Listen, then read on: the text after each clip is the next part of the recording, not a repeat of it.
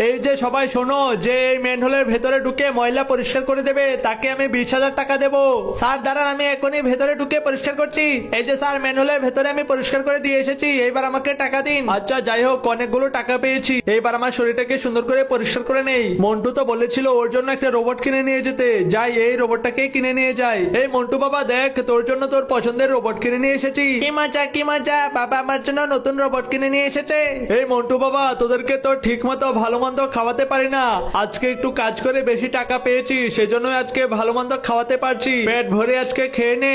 আরে ওই ম্যানহোলের ভেতরে তুমি ওই দিন কিভাবে পরিষ্কার করেছো? আজকেই তো পানি জমে গিয়েছে, যাও আবারও গিয়ে ম্যানহোলের ভেতরটা পরিষ্কার করে দিয়ে আসো। আরে কি অনেকক্ষণ তো হয়ে গেল, লোকটা বাইরে আসছে না কেন? আমি বরং ওর পরিবারের লোককে খবর দেই। আরে বাবা, কাজ করতে গিয়ে তোমার কি হয়ে গেল?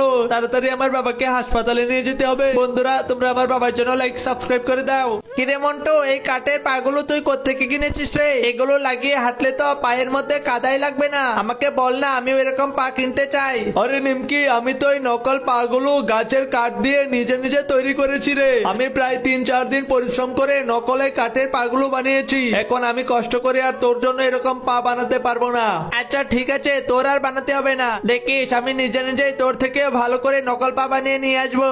আমার কাছে তো কাঠ নেই, কিন্তু এই খেলনাগুলো রয়েছে। আমি এই প্লাস্টিকের খেলনাগুলো দিয়ে আমার জন্য নকল পা তৈরি করে নেই। এই মন্টু দেখ, আমি তো প্লাস্টিকের খেলনা দিয়ে নকল পা তৈরি করেছি। এখন তো আমার পায়ের মধ্যেও কোনো কাদা লাগছে না।